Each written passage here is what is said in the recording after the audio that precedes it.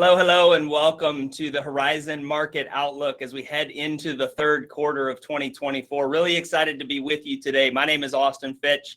I run our consulting team here at Horizon and happy to be joined by our CIO, Scott Ladner, for a conversation around markets and what we're seeing here at Horizon. Really appreciate everybody that has joined us today and looking forward to this conversation as we really start to unpack a lot of what has happened maybe over the last couple months, but more importantly, what's going to happen over the next 3 to 6 months as we finish out this calendar year 2024.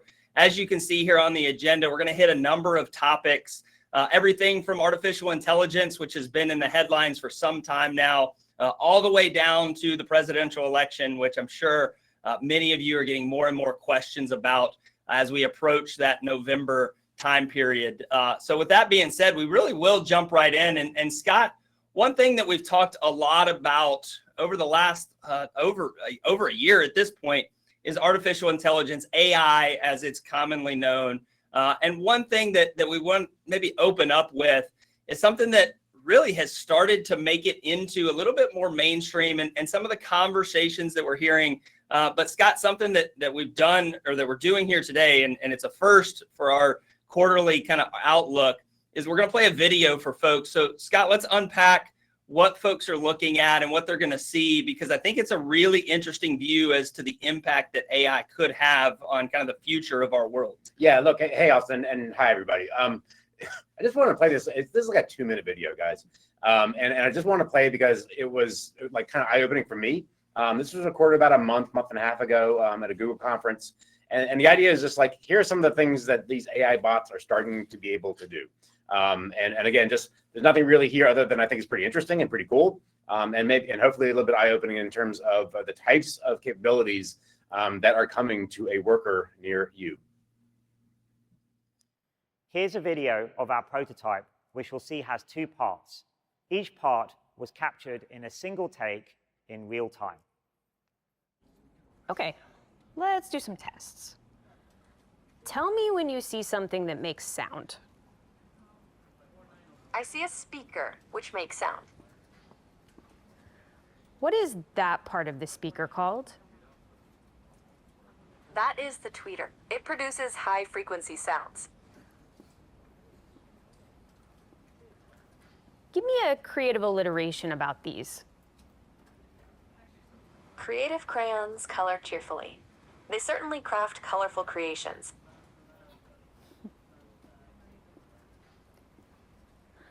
What does that part of the code do? This code defines encryption and decryption functions. It seems to use AES-CBC encryption to encode and decode data based on a key and an initialization vector, IV. That's right. What neighborhood do you think I'm in? This appears to be the King's Cross area of London. It is known for its railway station and transportation connections. Do you remember where you saw my glasses? Yes, I do. Your glasses were on the desk near a red apple.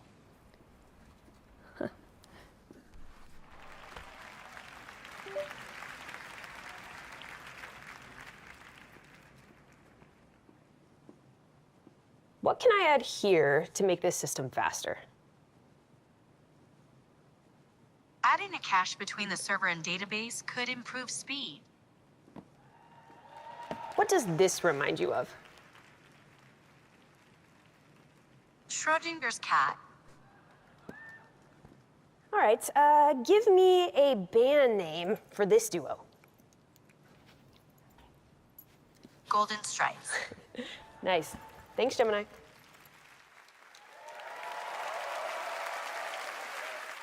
All right, Scott. So after watching that video, I think the question then maybe that folks are asking is, okay, so what does this actually mean from an economy standpoint? Like, what's the impact going to be? And we're going to take it back to Econ 101 and kind of look at what that means from a supply demand standpoint. Yeah, I mean, look, this is anybody that's listened to us talk about this, like I said earlier, Austin, like over the last year, we started, the first time we really talked about AI was in our Q2 of 23 presentation.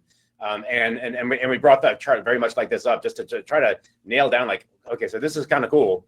Well, what does it really mean? Like, how should we, like, what's a framework within which we think about how AI or artificial intelligence or technology, broadly speaking, impacts an economy? And it broadly is with the supply curve going right sort of dynamic.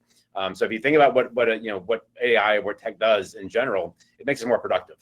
And being more productive is just being able to do more with less, or being able to do make the same amount of stuff with the same resources. And that is the same thing in economics language as the supply curve being shifted to the right. And so importantly, what happens when the supply curve gets shifted to the right, and by the way, this is the most important thing you can get in an economy. It's really hard to get. You get maybe one of them in a generation, but I think we're in the early stages of it right now. But the thing that you end up getting out of a supply curve being pushed to the right is downward pressure on prices and inflation and rates, and there's upward pressure on output and GDP. This sounds like a pretty good combination, and it is. This is why supply side economics has always been sort of like the holy grail for the economics and sort of government profession. But it's just hard to get there. But AI is one way that is we think is going to actually be able to generate this type of productivity gain. And Scott, you touched on the fact that this is something that we oftentimes get kind of once in a generation. I think this is a great chart that really unpacks kind of that productivity expansion that you're talking about. And what we're looking at here, folks, is a metric that we think is a pretty good sign of productivity. It's sales per employee. So if you think about kind of the top line revenue that a company brings in and dividing that by total number of employees, with the idea being that if you can increase revenue or increase sales without having to increase the number of employees, that really is the definition of productivity. And as you can see on this chart, and Scott, as you talked about, it comes in waves. It doesn't come, I would say, on a regular basis. It's something that maybe for years on end, you can see kind of a plateau effect, if you will. And you see that in the early 2000s. You actually see for really almost the last 15 years that productivity really didn't go much of anywhere within kind of the U.S. economy. What you see, though, over the last couple of years, as you start to look at that AI impact is, right, you're starting to see productivity pick back up, right? You saw it in the mid to late 90s with the internet revolution. You actually saw it in the late or kind of 2000s. And a lot of that was actually driven by some financial engineering, which maybe you could argue that there was some productivity there, but really looking at that internet revolution and the AI revolution, what you note is that pickup in productivity, as Scott talked about, is really important for an economy and something that we're keeping a really close eye on here at Horizon, because we do think that it can have an impact, not just on the economy, but on the markets more broadly. And we'll talk a little bit more about that in different sectors as we get later into the presentation today. With that being said, though, we do want to kind of broaden it out and start to look at the economy and see, hey, where do we stand today, and what's the outlook look like as we head into the back part of 2024? Scott, something that we've heard a lot about is this idea of a soft landing, right? The Fed is in need of lowering interest rates at some point. And if so, what's that going to look like? Is that going to send us into a recession? Maybe help us unpack what we're looking at on this page, because there's a lot going on. But are we really approaching kind of that soft landing scenario? Yeah, look, we are. This is what a soft landing looks like in pictures. On the left side, we've got here's what's happening with GDP. If we were getting into a hard landing, you would see GDP start to go negative. I would probably ignore the government spending part of this. I mean, it is kind of normalizing some, but the top bar graph there, GDP, and the bottom bar graph which is basically like final sales, normalizing into like right where it should. In this kind of 2 to 5% range is where you want to see that kind of settle out. You don't want to see these things go negative. If they went negative, we'd be talking about a hard landing. We'd be talking about recession. If they stayed too elevated, we wouldn't be getting the things on the right that we're seeing in terms of the impact on inflation. So inflation is coming back down towards normal. This is, again, it's playing out just like we had after World War II, guys. This is what happened with inflation. This is what happened with final sales. This is what's happened with GDP. This stuff is normalizing because we're coming out of the abnormal period. So we're coming from an abnormal period back into kind of a regular business cycle type of period, we think, over the coming quarter or two. And this is what it looks like. This is what soft landing looks like in pictures. That's a great point, Scott. And as you talk about that concept of normalization, I think another kind of area that maybe we want to talk about is the labor market, right? I think there's been a lot that's been made about the labor market cooling. And I think we would entirely agree, right? Is if you look at job postings, if you look at wage pressure, both of these charts that we see here, you can see that that trend has reversed course from what we saw coming out of that COVID pandemic in 2020 and 2021.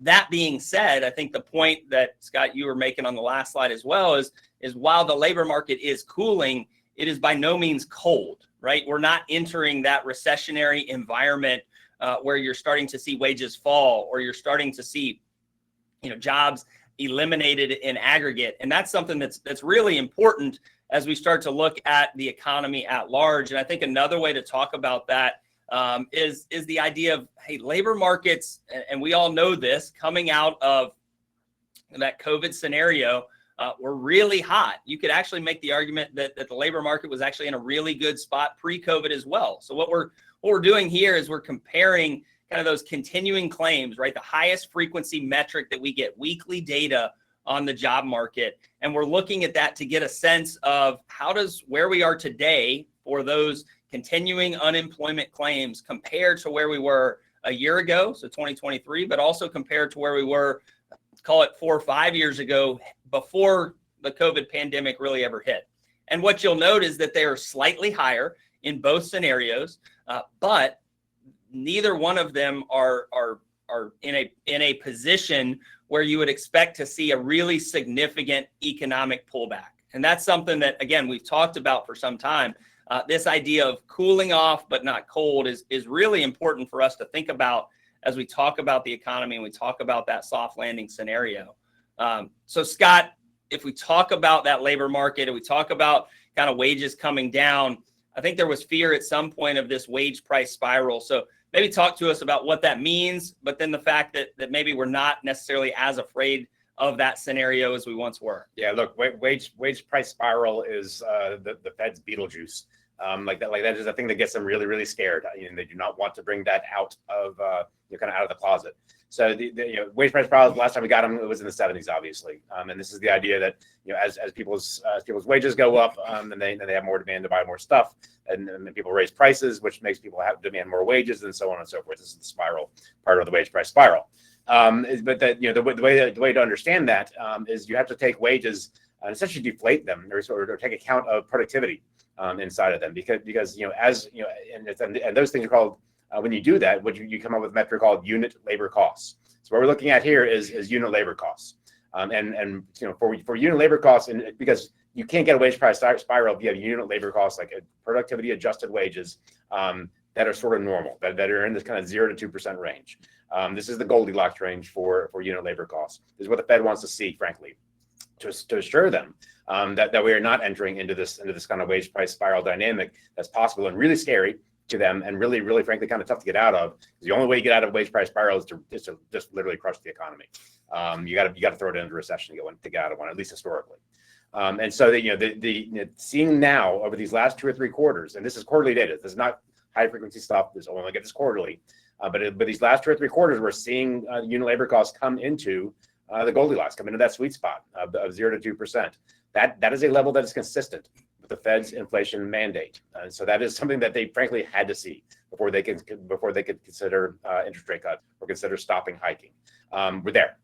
So and this latest print is actually kind of really nice. It's like it was right about 1%. So if we can keep kind of these unit labor costs, this productivity adjusted wage increases in this sweet spot zone, which we think we can, especially with AI coming around the bend, then this is setting the Fed up to be able to cut, but be able to cut modestly and slowly as to back down towards neutral, because we're getting into that soft landing zone.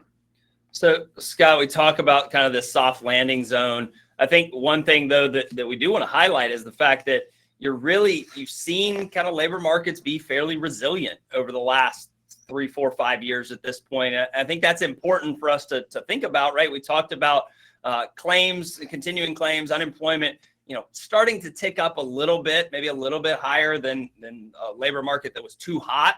but you're still not seeing a labor market that was cold, like we talked about earlier. So what does that mean from a kind of a global central bank perspective when it comes to an easing environment? Yeah, look, I mean, I wanted to share this because we wanted to see, I wanted to contrast what we've actually gotten versus what we thought, what the market was sort of pricing in at the end of 2023, beginning of 24.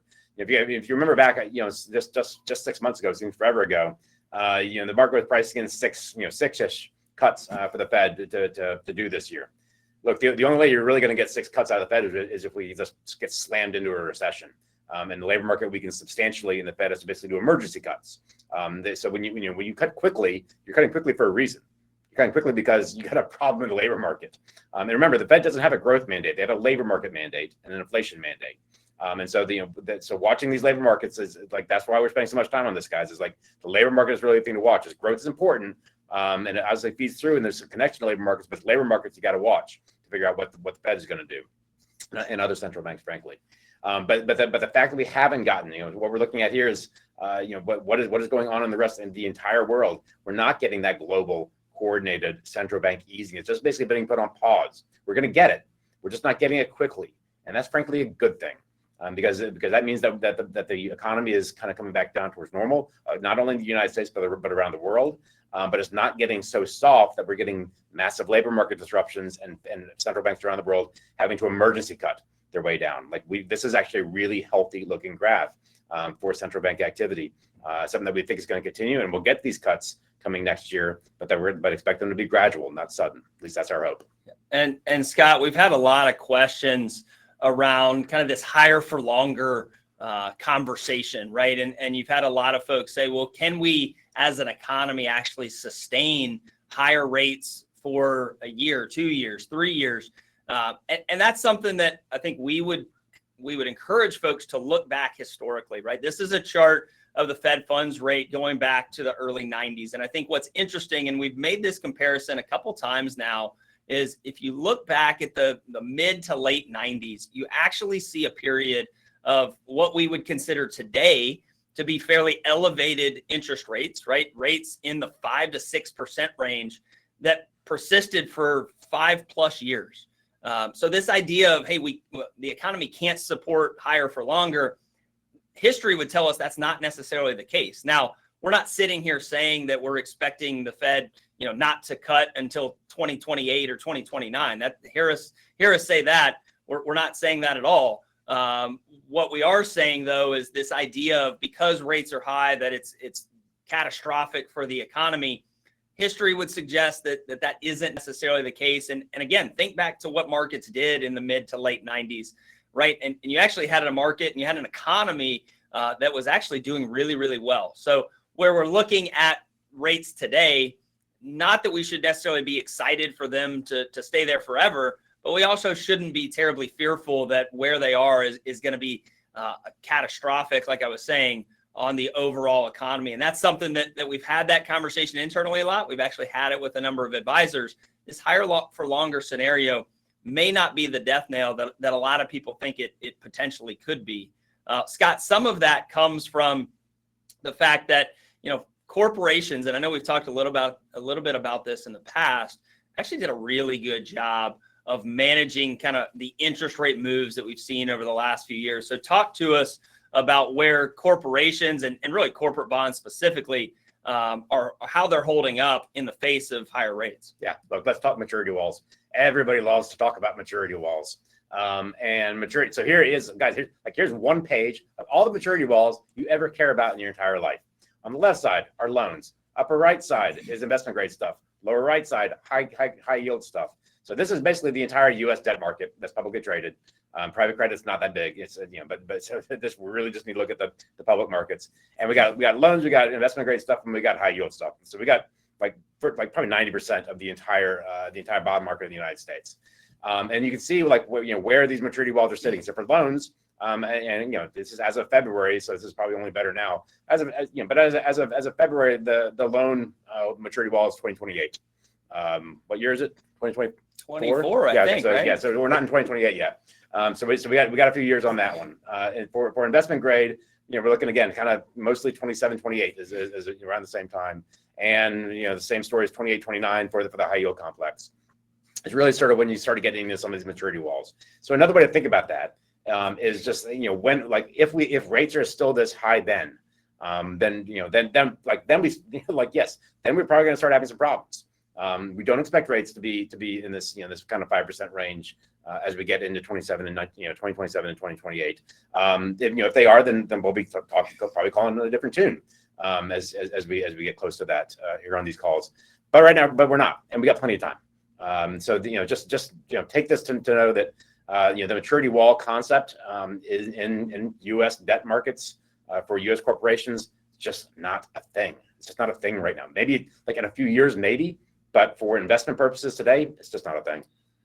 Scott, that hasn't stopped the mainstream media from maybe jumping on some of the headlines that they've published over the last little bit now. And I think one of those, and I know we've talked about this in the past, is the idea that to some extent that they can manipulate the data, they can maybe make headlines seem a lot scarier than they are in reality. And one that you've probably seen in some way, shape, or form over the last few months is this idea that delinquencies are headed higher for the first time since pre-2008.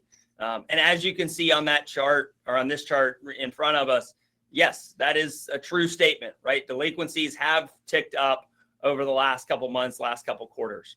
That being said, putting that into a bigger picture, looking at the magnitude of those upticks relative to the conversation as we headed into the great financial crisis in 2007 and 2008 is extremely important, right? That uptick from a magnitude perspective really is minuscule at best. And I know we've talked about this in the past over the last 15 years. Individuals and corporations both have done a really good job of improving their financial picture. And you can see that pretty clearly from this graph right here in terms of delinquencies coming down massively over the last 15 years. Yes, we've seen an uptick. That's true. Something that we think absolutely bears monitoring and is worth watching. But don't necessarily be fooled by the fact that the headline tells you you're seeing an uptick in delinquencies, that all of a sudden we're back in 2008. You got to make sure that we're looking kind of behind the scenes. We're looking at the actual data, because that's extremely important as we really start to unpack what that means for the economy. Maybe along the same line, Scott, is there's been a lot of headlines when it comes to CMBS or commercial mortgage-backed securities. Maybe tell us what we're looking at on this slide specifically, but also maybe why we shouldn't be as concerned about maybe what some of those headlines would otherwise say. Yeah, commercial real estate. So like everyone else, probably more people want to talk about commercial real estate than want to talk about maturity walls. So we'll talk a little bit about commercial real estate as well. Look, and the upshot is pretty similar to the maturity wall conversation. It's just not really a thing right now. Not saying it can't be a thing, but right now it's not. It is just not a thing. We did get our, so what we're looking at here, we did get our first default on a AAA CMBS bond, and that generated a bunch of headlines and got people worried. And and the upshot of all this stuff, and that was on a central business district office building, a loan on that. And so the upshot on this stuff for commercial real estate, frankly, is going to be if you're an equity owner in a downtown office building, probably gonna lose some money. Not telling you nothing very interesting or controversial there. But let's be honest about this. Like, who are the people that own equity in big downtown commercial real estate, office buildings? It's basically rich people. So there's not a whole lot of mom and pops that are owning a slice of 44 West Madison in New York City.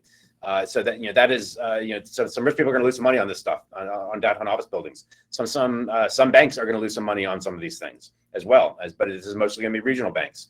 Regional banks don't trade with each other. This is not the financial crisis where AIG traded with Lehman Brothers, who traded with Bear Stearns, who traded with Bank of America, who traded with Wells. This is just this is not the same kind of web of systematic risk that we had in 2008. Commercial mortgage-backed securities are basically one-off kinds of things. And this is just not. It's not a web of contagion that is inside of these. So if we look at the next slide, that is that's showing up in the market prices of these securities. So the gold line in this graph is where the AAA tranche of commercial mortgage-backed securities are trading at. The black line is the triple B minus tranche. So, basically the top tranche and the closest to the equity tranche of these. The bottom graph is the spread between the two. And if this was going to be a systematic kind of thing, like if we're going to get commercial real estate to be a systematic time of risk to the economy, all of these lines would be lower. The gold AAA line would be trading probably south of 90. The triple B line would be trading in the 40s or 50s most likely, because we'd be talking about defaults. The spread between those two things would be really, really wide, probably 40 or 50 points wide. We're just not getting the types of pass-through and market prices of securities that are related to commercial real estate that you expect to see if people were really worried about contagion. They're worried about systematic risk. And so, just that to be said, again, these things, it can be a problem. It can be an issue. I'm not saying that it's impossible for this to be an issue. I'm saying it is impossible for it to be an issue right now. But the price of these securities right now, it's just not a thing today. We are watching it, and we know what to look for. But as of today, it's just not an issue. It's a isolated to large office towers in big downtowns. That's it. So Scott, if we talk about kind of that confidence piece of the equation, I think what's important is to really understand maybe some of the dynamics in play when it comes to that confidence. I think to your point, whether it's a lot of Main Street investors or small business owners, I feel like a lot of them are hearing those headlines and starting to get pretty pessimistic. Whereas if you look at maybe some of the larger companies, you're seeing folks that actually kind of take a step back and are seeing some of the economic growth that we've talked about earlier. Maybe help us look at this chart here and let's talk about that bifurcation that we're seeing between small and large. Yeah, I mean, look, I don't think it's probably not very surprising to understand that small businesses tend to be probably a little more political in the way they think about, the way they answer questions like this than large businesses do. So there is probably some of that in here somewhere. But at the end of the day, small businesses just don't feel like small businesses feel more like consumers. They just don't. They kind of feel in the dumpster. They don't feel great about their outlooks. They don't feel great about the world. We're going to talk a little bit more about the psyche and kind of why of that behind that answer, because it's inconsistent with the objective reality of their financial situations. But they feel how they feel, and they don't feel very good. You look at the gold line. This is basically CEO confidence of more of the Fortune 500 types of companies. They're feeling pretty darn good because they can they can see their balance sheets. They can see how their sales. They can see what kind of growth's happening. They can see the productivity gains that are coming. They can see the worker shortage kind of going away and the wage pressures abating.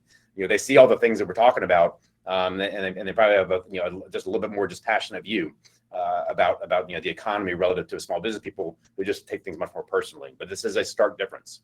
Scott, you talked about the fact that maybe small businesses look and feel a little bit more like consumers. So let's maybe shift gears and talk about that consumer.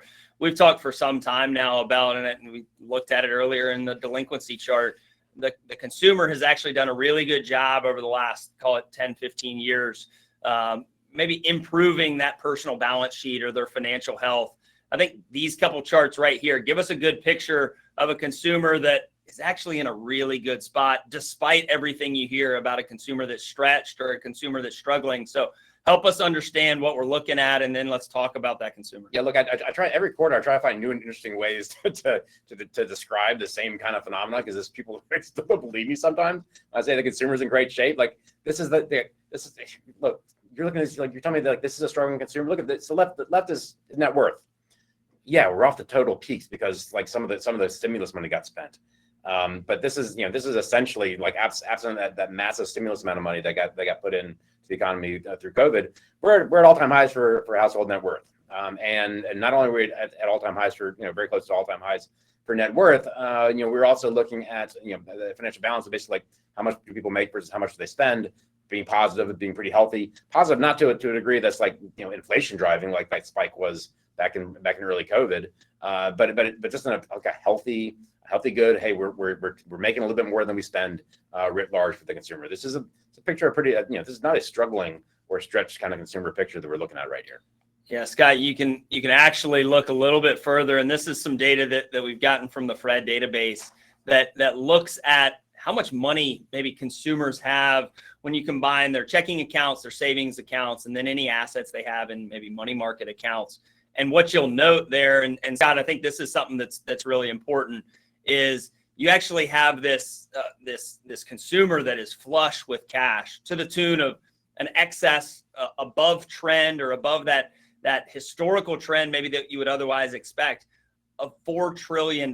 So it's not like they're, just marginally above trend or that we should be worried about this dip in cash that maybe you've heard folks talk about over the last year or so. You can see it very, very small there in the top right-hand corner.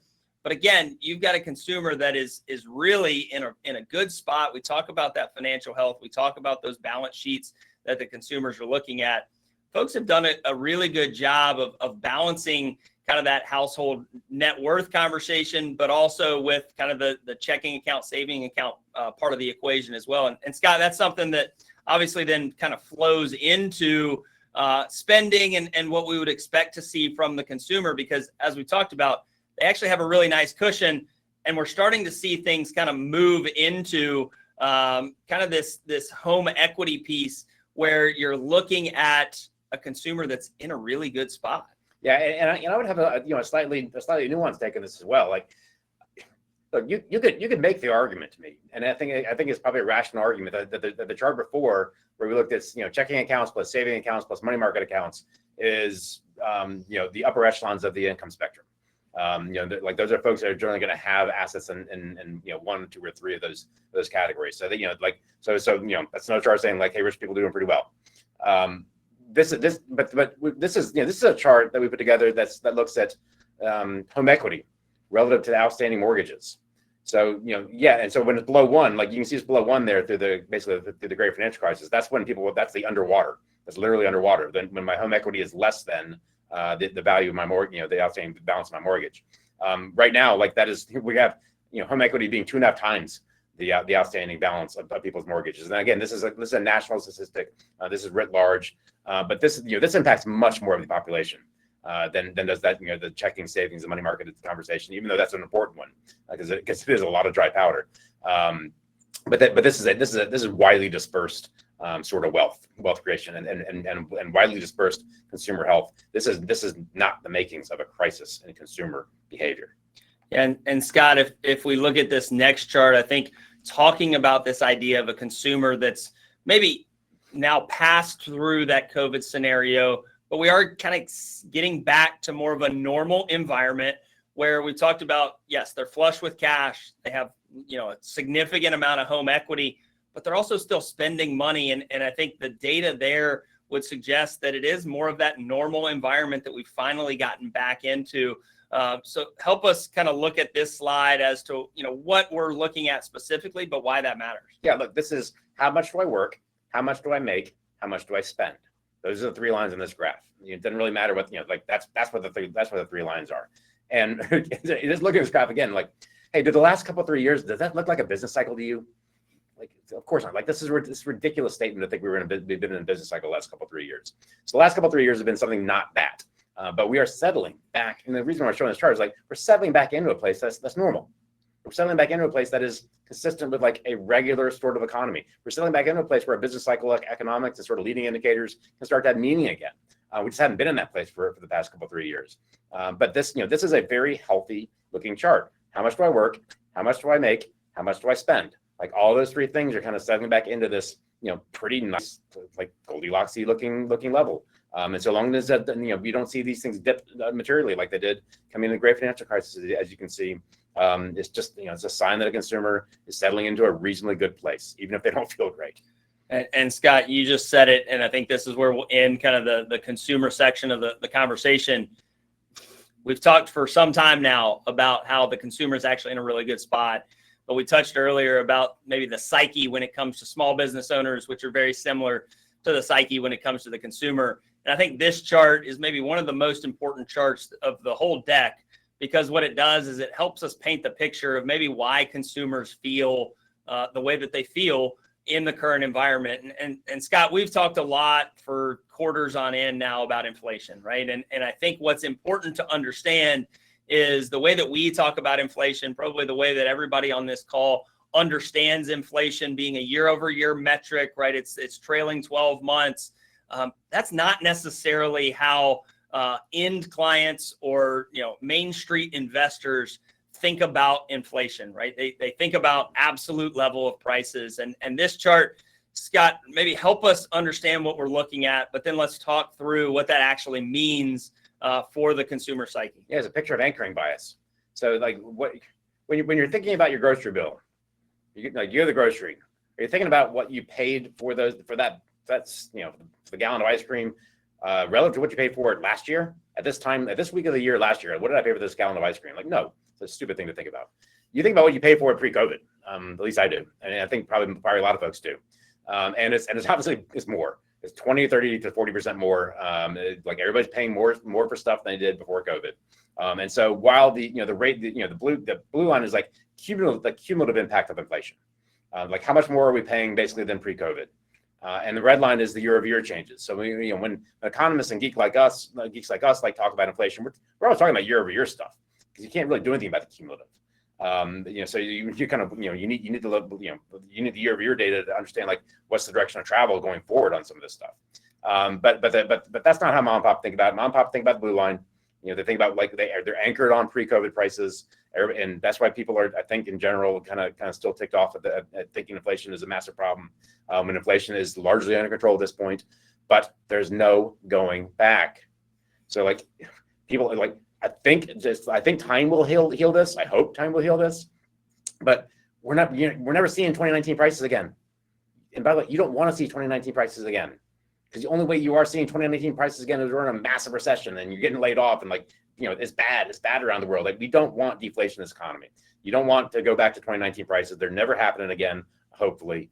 And so that we're gonna have to get over that part and just sort of get used to this new normal, get used to this new price level. The prices are not changing. They're not continuing to change at this rapid rate, but they did for a while, and we're kind of stuck with that. But I do think, Austin, it has a lot to do with how people are, just generally feel about their own financial well-being. Yeah, no, I completely agree.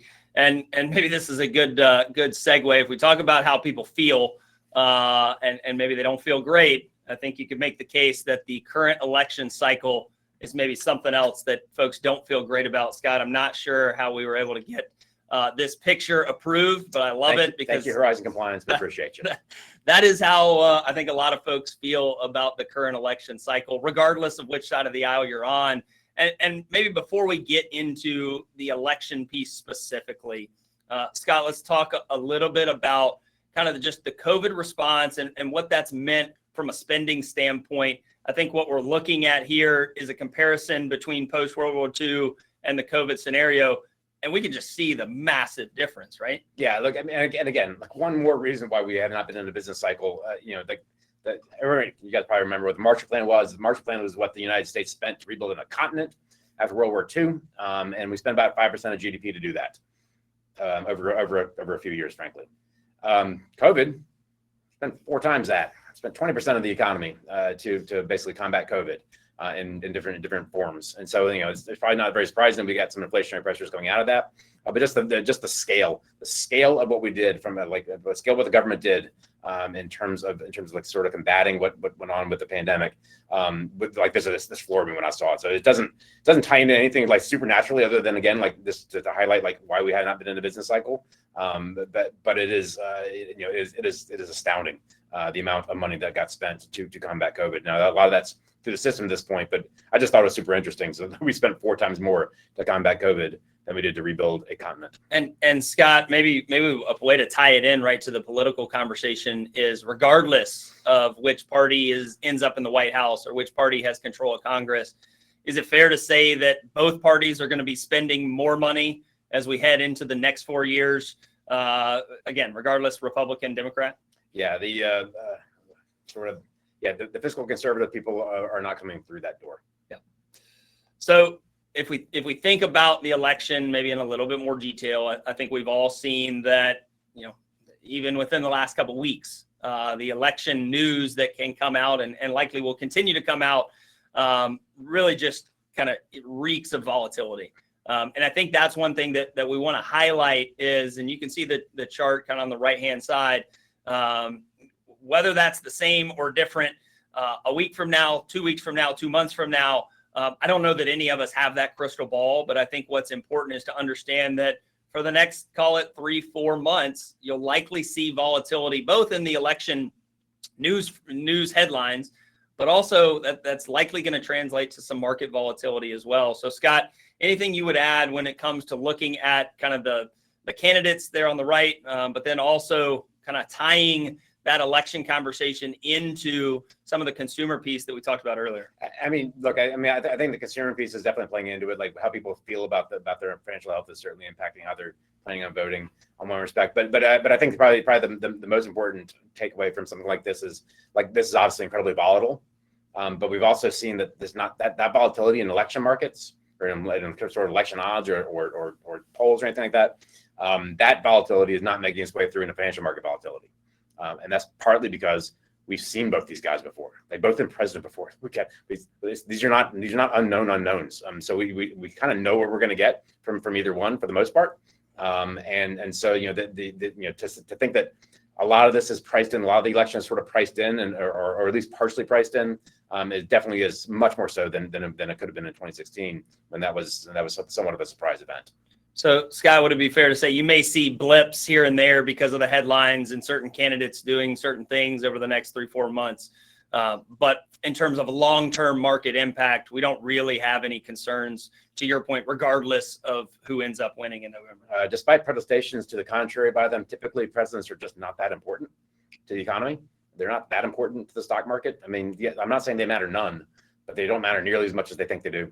And they probably matter more for what sectors or what may win rather than what does, like rather than whether we win, because it's still a capitalist economy. It's still the hub of innovation for the world. And the president whoever the president is, just doesn't change that. Yeah. And that's kind of what this slide speaks to, right, Scott, is we're looking at, okay, if you get certain scenarios playing out, whether that's split Congress, divided government, a Republican sweep, Democratic sweep, I think it's fair to say kind of what you just said, there may be certain pieces of the economy that benefit more or less under certain candidates or certain sides of the aisle, but it's not necessarily a catastrophic outcome one way or the other, right? Yeah, it's more of like what type of things win, again, versus like whether we win. Yep, makes a ton of sense. All right, so kind of finishing up, we'll talk about kind of market impact and what we see on a go-forward basis. Scott, we've talked a lot about kind of the potential for a Fed cutting cycle and what that means and how that plays into the soft landing conversation. We've also gotten a lot of questions about, okay, at what point is it going to be time to really kind of focus on small caps again? I think the point that we're making is you really start to need a Fed making progress on that cutting cycle before a move into small caps makes sense, right? Yeah, I mean, Austin, move into small caps, move into mid caps, move into so that everybody's worried about breadth.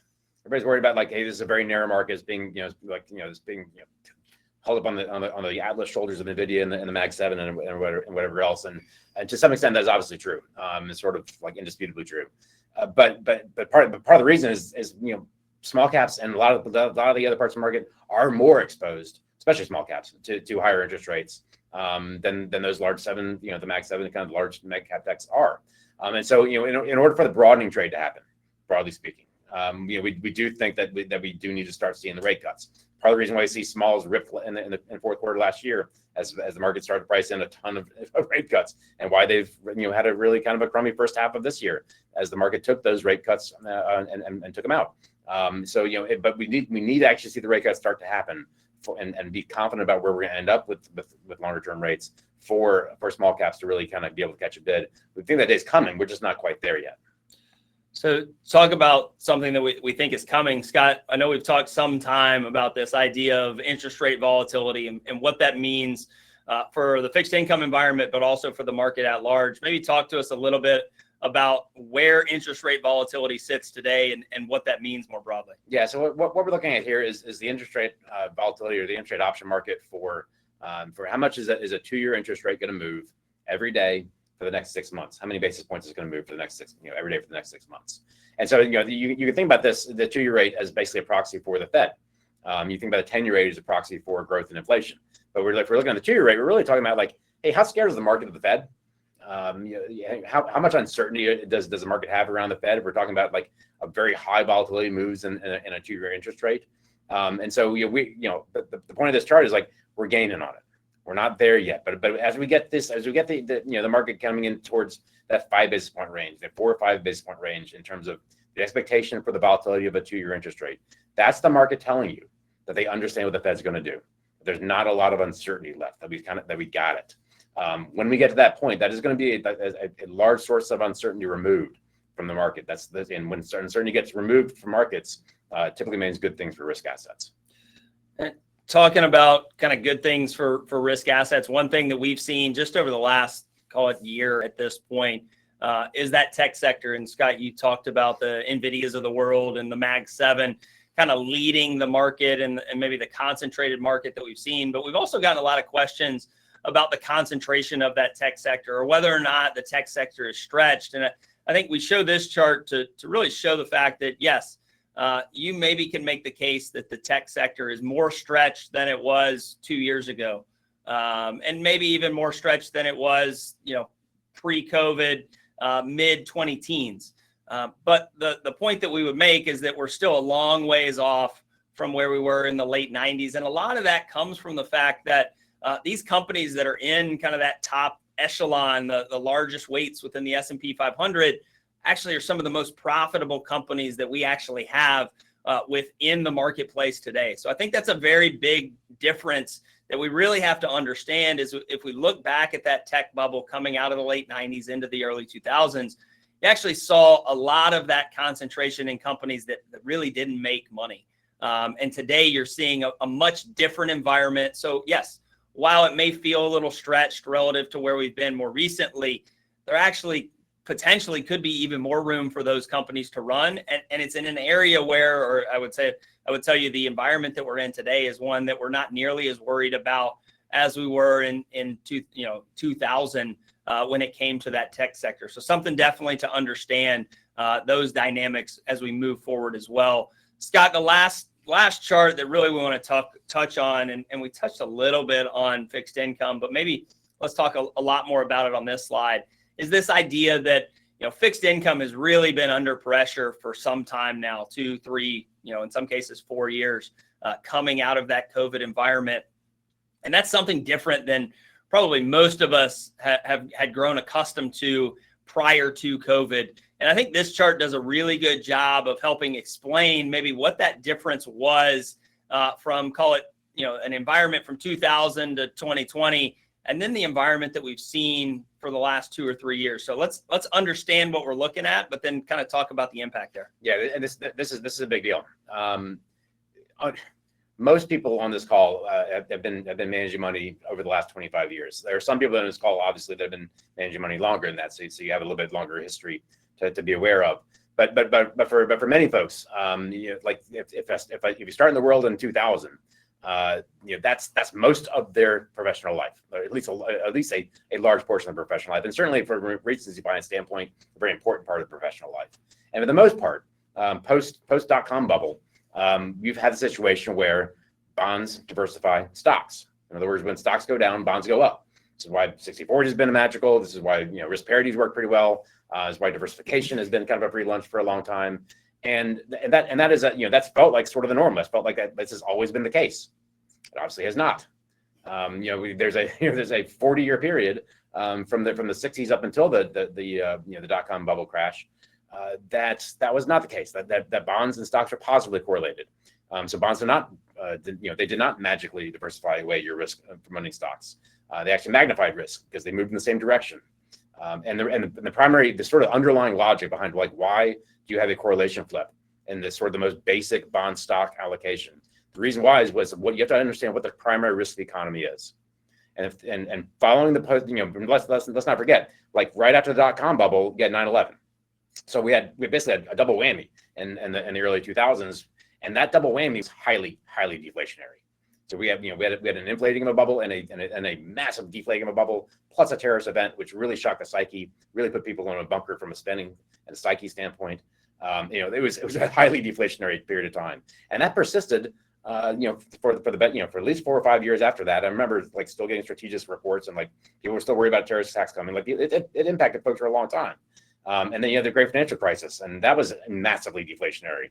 And then and the following, and that took a long time to kind of heal out of. And so we had this, sort of deflationary forces. The main risk of the economy, my point, the main risk of the economy from 2000 until COVID was deflation. There's not really a hint of inflation anywhere. The Fed would have welcomed inflation. But the main risk of the economy was deflation. And so that means the Fed really could always respond to a downturn in labor markets. They didn't have to worry about the inflation part of their mandate.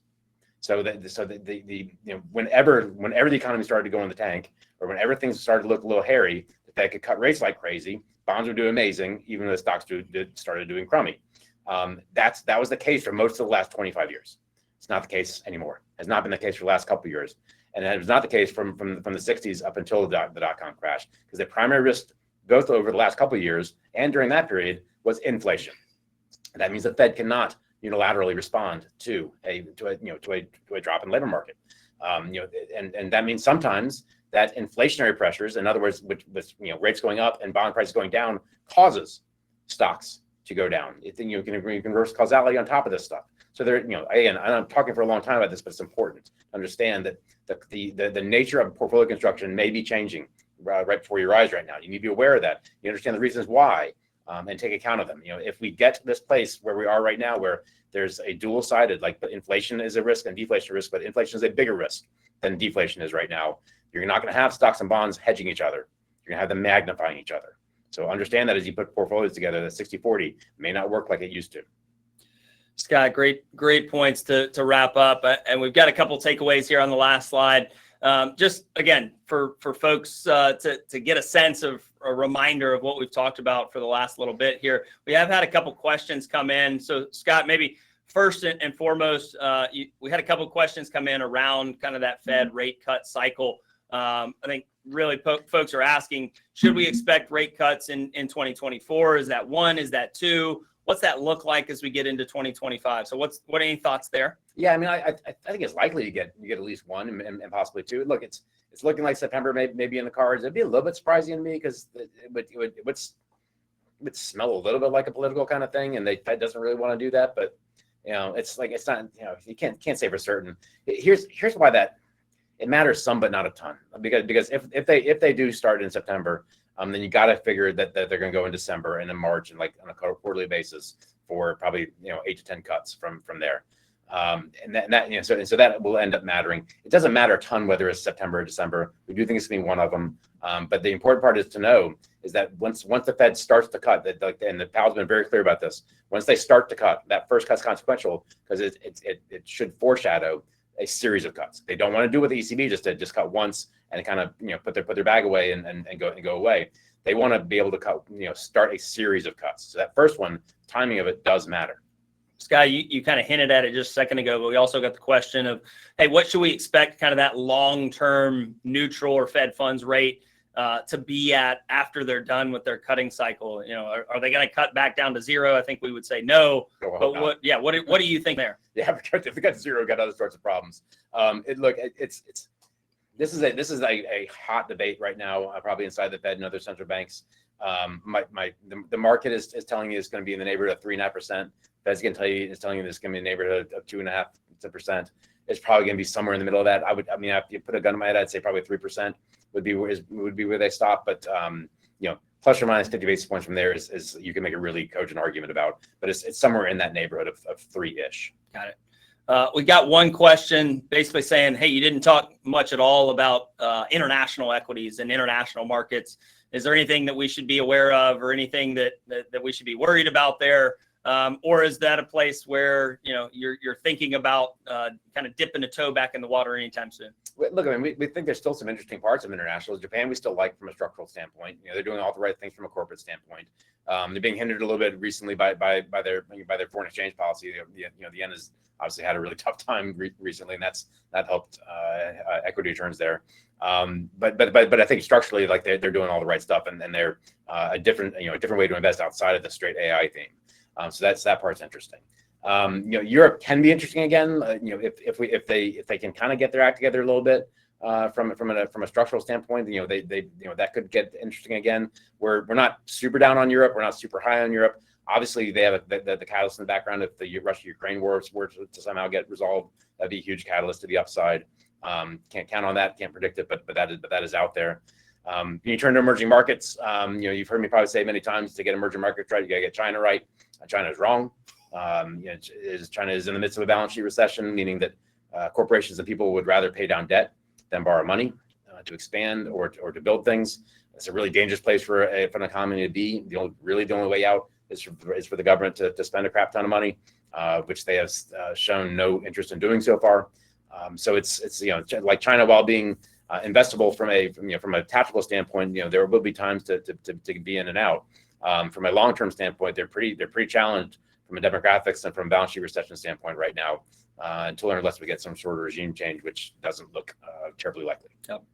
Last question, Scott, that came across, and it came across as we were talking about that last slide about correlations between equity and fixed income. So if they are positively correlated on some sort of go-forward basis, what should folks use when it comes to mitigating risk? How should they think about portfolio construction if bonds aren't going to be kind of that ballast that they've been for some time now? Yeah, look, you got to do all of it. So I don't think you totally discharge bonds from your portfolio. You probably use some of them. You just don't count on them to do as much of a job as they used to do. So probably a little bit there. And then you, like any hard problem, you hit it with everything you got. So yes, tactical strategies. Yes, low volatility strategies. Yes, option-based strategies. Yes, insurance-based strategies, like annuity types of things. Yes, structured note type strategies. Any kind of risk mitigation technique you can get your hands on. Probably finding the right mix of those things is going to be interesting, and something that we could obviously help with. But any complicated problem like that, you probably just need to hit it with as much as you can, much different types of techniques as you can. Oh, good stuff. Awesome. Really appreciate the time, Scott, and appreciate everybody sticking with us as we look at, what is to come over the next 6 months in 2024. Really excited for today's conversation, but more excited to continue the conversation with folks as we head into the next couple weeks, next couple months. Don't hesitate to reach out. Our team would love to have continued conversations here. And as always, we appreciate the business. We appreciate the support, and we look forward to connecting with everybody soon. Thanks so much.